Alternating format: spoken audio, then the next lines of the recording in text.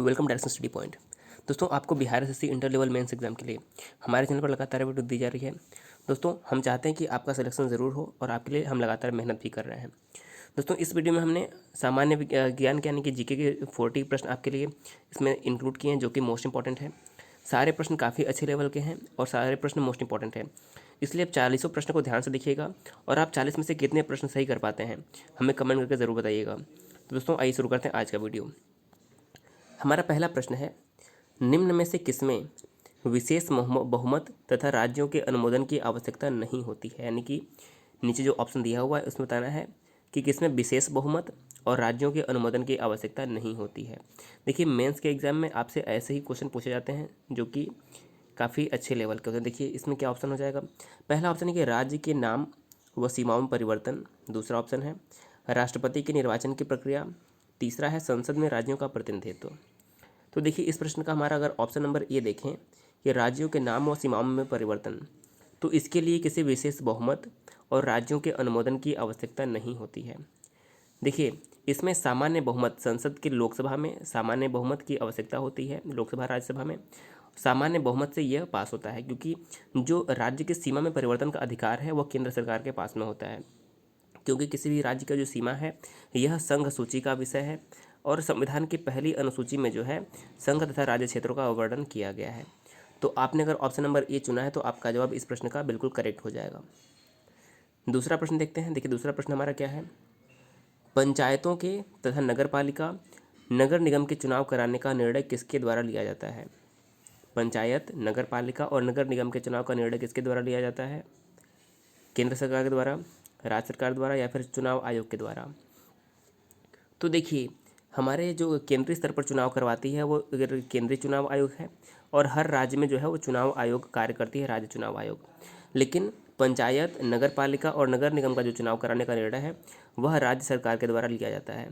तो इस प्रश्न का अगर आपने ऑप्शन नंबर बी चुना है, राज्य सरकार, तो आपका जवाब करेक्ट होगा। क्योंकि जो राज्य में चुनाव कराने का अधिकार होता है पंचायत, नगर पालिका और नगर निगम, इसका निर्णय राज्य सरकार के द्वारा किया जाता है। तो ऑप्शन नंबर जो हमारा बी है करेक्ट आंसर हो जाएगा इस प्रश्न का। अगला प्रश्न है, भारतीय संविधान के किस अनुच्छेद में राज्य की राजभाषा या भाषाएं अपनाने की प्रक्रिया का वर्णन किया गया है। तो किस अनुच्छेद में राज्य की राजभाषा या भाषाएं अपनाने की प्रक्रिया का वर्णन किया गया है। 343, 344, 345 या फिर 346। तो करेक्ट आंसर हो जाएगा अनुच्छेद 345। अनुच्छेद 345 में राज्य की राजभाषा को अपनाने की जो प्रक्रिया है इसका वर्णन किया गया है। ये मोस्ट इंपॉर्टेंट प्रश्न है, आपको याद रखना है। अगला प्रश्न देखिए हमारा क्या है, निम्न में से कौन संयुक्त राष्ट्र की सुरक्षा परिषद का स्थायी सदस्य नहीं है। देखिए, संयुक्त राष्ट्र की सुरक्षा परिषद में 5 स्थायी सदस्य हैं और बताना कि इनमें से कौन सा नहीं है। तो हम अब पहले नाम देख लेते हैं। देखिए, ट्रिक हमारा एक है फ्रेका, मैंने आपको ये बताया भी है, FRECA। बस आपको फ्रेका याद रखना है, FREC। देखिए, फ्रांस, रूस, ई से इंग्लैंड, सी से चीन और ए से अमेरिका, ये 5 स्थायी सदस्य हैं राष्ट्रीय सुरक्षा परिषद के। लेकिन जो हमारा इसमें से जर्मनी है, ऑप्शन नंबर से जो जर्मनी है यह राष्ट्रीय सुरक्षा जो संयुक्त राष्ट्र संघ की सुरक्षा परिषद का स्थायी सदस्य नहीं है। जर्मनी करेक्ट आंसर हो जाएगा। तो फ्रेका आपको याद रखना है, फ्रांस, रसिया, इंग्लैंड, चाइना और अमेरिका, ये 5 सुरक्षा परिषद के स्थायी सदस्य हैं। इस प्रश्न का ऑप्शन नंबर सी अगर आपने चुना है तो आपका जवाब सही हो जाएगा। अगला प्रश्न है, लोकसभा में एंग्लो इंडियन समुदाय के प्रतिनिधित्व के लिए प्रावधान संविधान के किस अनुच्छेद के अंतर्गत है। तो सही आंसर क्या हो जाएगा। देखिए, इसका सही आंसर हो जाएगा ऑप्शन नंबर ए 331। 331 के अंतर्गत एंग्लो इंडियन समुदाय के प्रतिनिधित्व का प्रावधान है। लेकिन यहाँ पर आपको याद क्या रखना है कि संविधान के संशोधन द्वारा 2020 में ही जो एंग्लो इंडियन के 2 सदस्य थे इनकी जो सदस्यता है इनकी समाप्त कर दी गई है। अब एंग्लो इंडियन सदस्य नहीं चुने जाएंगे भारत के संसद में, ये आपको याद रखना है। यानी कि लोकसभा में अब एंग्लो इंडियन का जो था उसे समाप्त कर दिया गया है। अगला प्रश्न देखते हैं, यह निश्चित करने का अधिकार किसको है। यह निश्चित करने का अधिकार किसको है कि कौन सी जाति अनुसूचित मानी जाएगी या नहीं। तो देखिए, बताना कि यह निश्चित करने का अधिकार कि कौन जाति अनुसूचित जाति मानी जाएगी या नहीं किसको अधिकार है। अनुसूचित जाति जनजाति आयोग, राज्यपाल, राष्ट्रपति या फिर प्रधानमंत्री। तो देखिए, करेक्ट आंसर क्या हो जाएगा इसका। इसका सही आंसर हो जाएगा ऑप्शन नंबर सी, राष्ट्रपति। कोई भी जाति अनुसूचित जाति है या नहीं इसका निर्णय राष्ट्रपति के द्वारा ही किया जाता है। तो ऑप्शन नंबर सी अगर आपने चुना है तो आपका जवाब करेक्ट हो जाएगा। अगला प्रश्न देखते हैं। अगला प्रश्न हमारा क्या है, चीन की संसद किस नाम से जानी जाती है। देखिए परीक्षाओं में कई बार प्रश्न पूछे जाते हैं कि किसी देश की संसद का नाम, जैसे कि भारत की संसद का नाम संसद है, ऐसे ही बहुत से जो देश की संसद है वहाँ से प्रश्न पूछे जाते हैं। अगर आप कहेंगे तो जितने भी देश के संसद है उनसे आपको एक अलग वीडियो मिल जाएगी जिसमें आपको सभी देशों के जो संसद का नाम है वो बता दिया जाएगा। तो अगर हम चीन की संसद की बात करें तो देखिए चीन की संसद का नाम है नेशनल पीपुल्स असेंबली। क्या नाम है, national people's assembly. Option number 20 प्रश्न का करेक्ट आंसर हो जाएगा। तो दोस्तों इसे नेशनल पीपुल्स कांग्रेस भी जा कहा है। देखिए नेशनल पीपुल्स कांग्रेस के नाम से या फिर नेशनल पीपुल्स असेंबली के नाम से जाना जाता है। तो आपको नेशनल पीपुल्स कांग्रेस याद रखना है जो चीन की संसद का नाम है।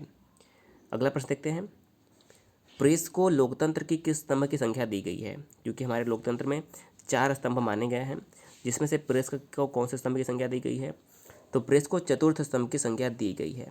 देखिए प्रथम हमारा क्या होता है, विधायिका, दूसरा विधायिका, दूसरा कार्यपालिका, तीसरा न्यायपालिका और जो चौथा होता है, चौथा हमारा स्तंभ है वो होता है प्रेस यानी कि मीडिया। तो इस प्रश्न का ऑप्शन नंबर सी करेक्ट हो जाएगा। अगला प्रश्न है, विश्व की प्रथम महिला प्रधानमंत्री श्रीमती सीमा भंडार नायके किस देश की प्रधानमंत्री बनी। तो देखिए श्रीमती जो सीमा भंडार नायके थे यह श्रीलंका की प्रधानमंत्री बनी थी। ऑप्शन नंबर डी करेक्ट हो जाएगा। अब देखिए यहाँ से 2 प्रश्न आपको और याद रखना है। किसी मुस्लिम देश की प्रथम महिला प्रधानमंत्री अगर पूछा जाए, किसी मुस्लिम देश की प्रथम महिला प्रधानमंत्री, तो आपको बेनज़ीर भुट्टो का नाम याद रखना है। और भारत की पहली महिला प्रधानमंत्री का नाम तो श्रीमती इंदिरा गांधी का नाम आपको याद रखना है। ये 2 प्रश्न बनते हैं।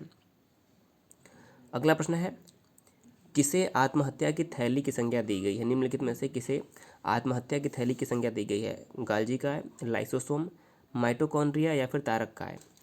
तो करेक्ट आंसर क्या हो जाएगा, देखिए लाइसोसोम को आत्महत्या की थैली कहा जाता है। ऑप्शन नंबर बी, लाइसोसोम को आत्महत्या की थैली कहा जाता है। इसके अलावा अगर माइटोकॉन्ड्रिया की बात करें तो माइटोकॉन्ड्रिया को सेल का पावर हाउस कहते हैं, यानी कि सेल का पावर हाउस माइटोकॉन्ड्रिया को, और आत्महत्या की थैली लाइसोसोम को कहते हैं। तो ये 2 प्रश्न याद रखने हैं। हमारा अगला प्रश्न है, आरएनए में निम्न में से कौन सी नाइट्रोजनी बेस नहीं होता है। आरएनए यानी कि राइबो न्यूक्लिक एसिड, इसका फुल फॉर्म क्या होता है, राइबो न्यूक्लिक एसिड।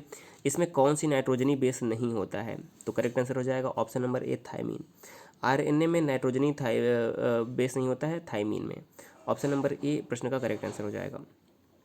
अगला प्रश्न है, निम्न में से कौन सुमेलित है, बताना है कौन सुमेलित है। देखिए मोतियाबिंद आंत में होता है, गलत है। मोतियाबिंद से हमारा आँख प्रभावित होता है। दूसरा ऑप्शन है पीलिया से यकृत प्रभावित होता है, बिल्कुल सही है। देखिए पीलिया जो है यकृत को प्रभावित करता है, तो जो हमारा ऑप्शन नंबर बी है यह सही सुमेलित है। तो अगर आपने ऑप्शन नंबर बी चुना है, पीलिया यकृत, तो आपका जवाब करेक्ट हो जाएगा।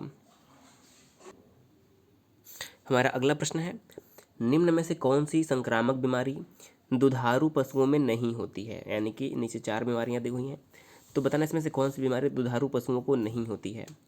तो इसका सही आंसर क्या हो जाएगा, देखिए ऑप्शन नंबर जो हमारा डी है, सफ़ेद कीट नामक जो बीमारी है यह दुधारू पशुओं को नहीं होता है। तो ऑप्शन नंबर डी इस प्रश्न का बिल्कुल करेक्ट आंसर हो जाएगा। अगला प्रश्न है, मॉडेम एक हार्डवेयर युक्ति है जो जोड़ती है किसे, सीपीयू और सीआरटी को, प्रिंटर और मुख्य स्मृति को, टेलीफोन लाइन और कंप्यूटर को, या फिर इनपुट और आउटपुट युक्तियों को। तो देखिए जो मॉडेम एक हार्डवेयर डिवाइस है, यह टेलीफोन लाइन और कंप्यूटर के बीच में जो है नेटवर्क स्थापित करने का प्रयास करती है, कार्य करती है। ऑप्शन नंबर सी इस प्रश्न का बिल्कुल करेक्ट हो जाएगा। अगला प्रश्न है, कंप्यूटर के संबंध में ALU का तात्पर्य क्या है। यानी कि कंप्यूटर के संबंध में ALU का फुल फॉर्म क्या होगा, तो आपको ज़रूर पता होगा। जो ALU का फुल फॉर्म होता है अरिथमेटिक लॉजिक यूनिट होता है, अरिथमेटिक लॉजिक यूनिट। तो इस प्रश्न का option number D, arithmetic logic unit होता है ALU का फुल फॉर्म कंप्यूटर के संदर्भ में। तो option number D correct answer हो जाएगा। अगला प्रश्न है, निम्न में से कौन सी राशि ऐसी है जिसकी इकाई नहीं होती। यानी कि निम्नलिखित में से कौन सी ऐसी राशि है जिसकी इकाई नहीं होती है, घनत्व, आपेक्षिक घनत्व, मात्रा या फिर आयतन। तो सही आंसर क्या हो जाएगा, देखिए आपेक्षिक घनत्व। ऑप्शन नंबर बी, आपेक्षिक घनत्व का जो होता है वह इस राशि की कोई भी इकाई नहीं होती। तो ऑप्शन नंबर बी करेक्ट हो जाएगा। अगला प्रश्न है, एक अश्व शक्ति का मान कितना होता है। एक अश्व शक्ति का मान बराबर होता है कितना, तो देखिए अश्व शक्ति ऊर्जा का मात्रक होता है और एक अश्व शक्ति बराबर होता है कितना, 746 वाट। कितना होता है, 746 वाट, मतलब एक अश्व शक्ति के बराबर होता है। तो इस प्रश्न का ऑप्शन नंबर सी 746 वाट करेक्ट आंसर हो जाएगा, एक अश्व शक्ति बराबर। अगला प्रश्न है, वे रंग जो अन्य रंगों के मिश्रण से उत्पन्न नहीं किए जाते क्या कहलाते हैं। यानी कि वे रंग जो अन्य रंगों के मिश्रण से उत्पन्न नहीं किए जाते हैं उन्हें हम क्या कहते हैं। तो बहुत ही आसान प्रश्न है, इंपॉर्टेंट है। करेक्ट आंसर हो जाएगा ऑप्शन नंबर ए प्राथमिक रंग। देखिए ऐसे रंग जिन्हें बिना किसी मिश्रण के तैयार किया जाता है वो प्राथमिक रंग होते हैं। जैसे कि हमारे 4 प्राथमिक रंग होते हैं, लाल, हरा, पीला और नीला। ये जो चारों होते हैं ये हमारे प्राथमिक रंग होते हैं। अगला प्रश्न देखते हैं। देखिए हमारा अगला प्रश्न क्या है, किसी वस्तु को त्रिविमीय प्रतिबिंब यानी कि 3 डायमेंशनल जो हमारा प्रतिबिंब होता है को उत्पन्न करने व रिकॉर्ड करने की तकनीक क्या कहलाती है। किसी वस्तु को त्रिविमीय प्रतिबिंब को उत्पन्न करने व रिकॉर्ड करने की तकनीक क्या कहलाती है। ऑप्शन नंबर ए टेलीस्कोप, होलोग्राफी, टोपोग्राफी या फिर इनमें से कोई नहीं। तो करेक्ट आंसर हो जाएगा ऑप्शन नंबर बी होलोग्राफी। देखिए 3D जो त्रिविमीय प्रतिबिंब को उत्पन्न करने व रिकॉर्ड करने की जो तकनीक होती है उसे होलोग्राफी कहते हैं। तो अगर आपने अपना ऑप्शन नंबर बी चुना है तो आपका जवाब बिल्कुल करेक्ट हो जाएगा। अगला प्रश्न है, रक्त क्या है। ब्लड जो होता है यह क्या है, अम्लीय, क्षारीय, उदासीन या फिर इनमें से कोई नहीं। तो रक्त कैसा होता है, करेक्ट आंसर हो जाएगा ऑप्शन नंबर ए रक्त क्षारीय होता है। अब देखिए आपको बताना है कि हमारे जो रक्त यानी खून है इसका पीएच मान कितना होता है, ये आप हमें कमेंट करके बताएंगे कि जो रक्त का पीएच मान होता है वो कितना होता है। अगला प्रश्न देखते हैं। देखिए अगला प्रश्न हमारा क्या है, वायुयान में टायर भरने में यानी कि वायुयान के टायरों में भरने के लिए किस गैस का प्रयोग किया जाता है। वायुयान के टायर में कौन सी गैस का प्रयोग किया जाता है उसे भरने के लिए, गर्म गैस, हीलियम, हाइड्रोजन या फिर ऑक्सीजन। तो देखिए वायुयान के टायरों में भरने के लिए हीलियम गैस का प्रयोग किया जाता है। ऑप्शन नंबर बी हीलियम जो गैस है इस प्रश्न का बिल्कुल करेक्ट आंसर हो जाएगा। अगला प्रश्न है, निम्न में से कौन विस्फोटक पदार्थ है, यानी कौन सा विस्फोटक पदार्थ है, TNT, पिक्रिक एसिड या फिर RDX या फिर उपरोक्त सभी। तो अगर हम विस्फोटक पदार्थ की बात करें तो ये जो तीनों हैं ये सभी विस्फोटक पदार्थ हैं। तो इस प्रश्न का ऑप्शन नंबर डी उपरोक्त जो सभी है बिल्कुल करेक्ट आंसर हो जाएगा। ऑप्शन नंबर डी उपरोक्त सभी जो है एक विस्फोटक पदार्थ है। अगला प्रश्न देखिए क्या है, पत्तियों से भोजन पौधों के विभिन्न भागों में पहुंचाने का कार्य क्या कहलाता है। यानी कि पत्तियों से जो भोजन होता है पौधे के विभिन्न भागों में पहुंचाने वाले कार्य को क्या कहते हैं। तो करेक्ट आंसर हो जाएगा ऑप्शन नंबर ए फ्लोएम। यानी कि जो पत्तियों से अन्य भाग तक जो भोजन पहुंचाया जाता है पौधे के उस कार्य को फ्लोएम कहते हैं। ऑप्शन नंबर ए करेक्ट हो जाएगा। देखिए पत्तियों से कौन पहुंचाता है, फ्लोएम है जो विभिन्न भागों तक भोजन पहुंचाता है उसे फ्लोएम कहते हैं। अगला प्रश्न है, स्तनधारियों में लाल रुधिर कणिकाओं का निर्माण कहाँ पर होता है। स्तनधारियों में रेड ब्लड सेल यानी कि लाल रुधिर कणिकाओं का निर्माण कहाँ पर होता है। तो करेक्ट आंसर क्या हो जाएगा, इस प्रश्न का सही आंसर हो जाएगा ऑप्शन नंबर बी लाल अस्थि मज्जा में, यानी कि रेड बोन मैरो में जो होता है लाल रुधिर कणिकाओं का निर्माण होता है। ऑप्शन नंबर बी इस प्रश्न का बिल्कुल करेक्ट आंसर हो जाएगा।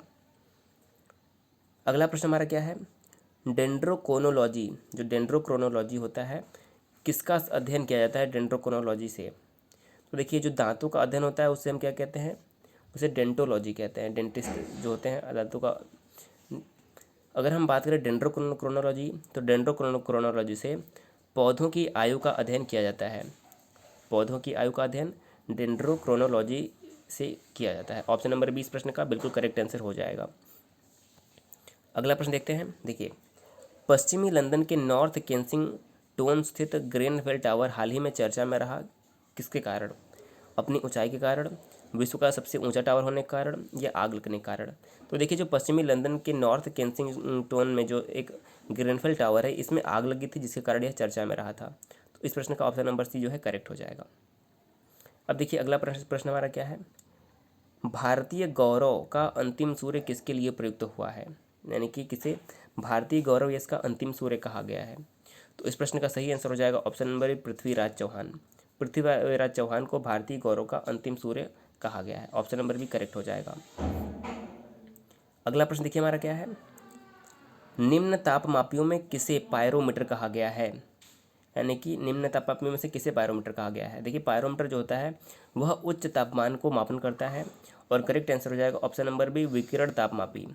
जो पायरोमीटर होता है उसे विकिरण तापमापी कहा गया है। तो इस प्रश्न का ऑप्शन नंबर जो बी है बिल्कुल सही आंसर हो जाएगा। देखिए अगला प्रश्न हमारा क्या है, भारतीय संविधान सभा की अध्यक्षता की गई थी कब, यानी कि इसकी स्थापना कब की गई थी। तो भारतीय संविधान जो सभा है इसका जो पहला अधिवेशन हुआ था वो 9 दिसंबर 1946 को हुआ था, 9 दिसंबर 1946। और भारतीय संविधान सभा के अस्थायी अध्यक्ष कौन बने थे, तो डॉक्टर सच्चिदानंद सिन्हा को अस्थायी अध्यक्ष नियुक्त किया गया था। और बाद में सर्वसम्मति से डॉक्टर राजेंद्र प्रसाद को भारतीय जो संविधान सभा था उसका स्थायी जो अध्यक्ष है वो नियुक्त चुना गया था। तो ये दो प्रश्न आपको यहाँ से याद रखना है। अगला प्रश्न है, भारत की कौन सी नदी भ्रंश घाटी में बहती है, नर्मदा, ताप्ती या फिर दोनों या फिर कोई नहीं। तो जो भारत की जो नर्मदा और ताप्ती दोनों नदियां हैं, हमारा ऑप्शन नंबर सी करेक्ट हो जाएगा, ए और बी दोनों, यानी कि जो नर्मदा और ताप्ती हैं यह दोनों भ्रंश घाटी में बहती हैं। तो ऑप्शन नंबर सी करेक्ट हो जाएगा। अगला प्रश्न है, जनरथ नाम दिया गया है किसे, उत्तर प्रदेश में ग्रामीण संचार को बढ़ावा देने के लिए, उत्तर प्रदेश सरकार द्वारा प्रारंभ किए गए निम्न लागत एसी बस सेवा को, देश में यातायात सुविधाएं बढ़ाने के लिए, या फिर कोई नहीं। तो देखिए जो जनरथ है यह उत्तर प्रदेश सरकार द्वारा प्रारंभ किए गए निम्न लागत की एसी बस सेवा को जो है जनरथ नाम प्रदान किया गया। ऑप्शन नंबर बी इस प्रश्न का करेक्ट आंसर हो जाएगा।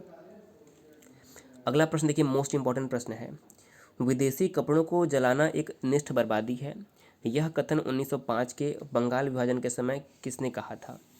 देखिए बहुत ही इंपॉर्टेंट प्रश्न है। तो करेक्ट आंसर हो जाएगा option number C, Rabindranath Tagore ने कहा था कि विदेशी कपड़ों को जलाना एक निष्ठ बर्बादी है। तो यह 1905 में गुरुदेव रविंद्रनाथ टैगोर के द्वारा कहा गया था। अगला प्रश्न है, 1932 में हरिजन सेवक संघ की स्थापना किसके द्वारा की गई थी। 1932 में हरिजन सेवक संघ की स्थापना की गई, यह किसने की। करेक्ट आंसर हो जाएगा ऑप्शन नंबर में महात्मा गांधी। देखिए महात्मा गांधी ने हरिजन पत्रिका भी निकाली थी और महात्मा गांधी ने 1932 में हरिजन सेवा संघ की स्थापना भी की थी। तो ये दोनों प्रश्न महात्मा गांधी से याद रखने हैं। अगला प्रश्न है, देखिए अगला प्रश्न है कि 2,4-D क्या है। जो 2,4-D है यह क्या है, विस्फोटक पदार्थ है, एक क्षुद्रग्रह का नाम है, एक विषाणु का नाम, या फिर खरपतवारनाशी दवा है। तो देखिए जो 2,4-D है, 2,4-D यह एक खरपतवारनाशी दवा है जो किसानों के सहयोग के लिए है। ऑप्शन नंबर डी इस प्रश्न का सही आंसर हो जाएगा। अगला प्रश्न है, पारिस्थितिकी तंत्र की नैसर्गिक विशेषता कौन सी नहीं है, यानी कि पारिस्थितिकी तंत्र की प्राकृतिक विशेषता निम्न में से कौन सी नहीं है। तो करेक्ट आंसर हो जाएगा ऑप्शन नंबर सी, साम्य अवस्था में असंतुलन जो है यह पारिस्थितिकी तंत्र का नैसर्गिक विशेषता नहीं है। ऑप्शन नंबर सी करेक्ट हो जाएगा। अगला प्रश्न है, निम्न में से किसे आधुनिक शायरी का जन्मदाता कहा जाता है। किसे आधुनिक शायरी का जन्मदाता कहा जाता है, वली दकनी, देखिए यहाँ पर छकनी में वली दकनी लिखा हुआ है, वली दकनी, अमीर खुसरो, मिर्ज़ा गालिब या फिर मोहम्मद शेख मिर्ज़ा। तो देखिए वली दकनी को जो है आधुनिक शायरी का जन्मदाता माना जाता है, किसे, वली दकनी। ऑप्शन नंबर ए इस प्रश्न का सही आंसर हो जाएगा। अगला प्रश्न हमारा क्या है, भारतीय अंतरिक्ष यान, देखिए यहाँ पर भारतीय अंतरिक्ष यान नहीं, भारतीय अंतरिक्ष कार्यक्रम होना चाहिए। भारतीय अंतरिक्ष कार्यक्रम का जनक किसे कहा गया है। देखिए मोस्ट इंपॉर्टेंट प्रश्न है, भारतीय अंतरिक्ष कार्यक्रम का जो जनक है वह विक्रम साराभाई को माना जाता है, किसे, विक्रम साराभाई को भारतीय अंतरिक्ष यान का अंतरिक्ष कार्यक्रम का जनक माना जाता है। इस प्रश्न का ऑप्शन नंबर जो हमारा बी है करेक्ट हो जाएगा। अगला प्रश्न है, उत्तर प्रदेश कृषि अनुसंधान परिषद कहाँ पर स्थित है। तो उत्तर प्रदेश कृषि अनुसंधान परिषद उत्तर प्रदेश की राजधानी लखनऊ में ही स्थित है। ऑप्शन नंबर डी करेक्ट हो जाएगा।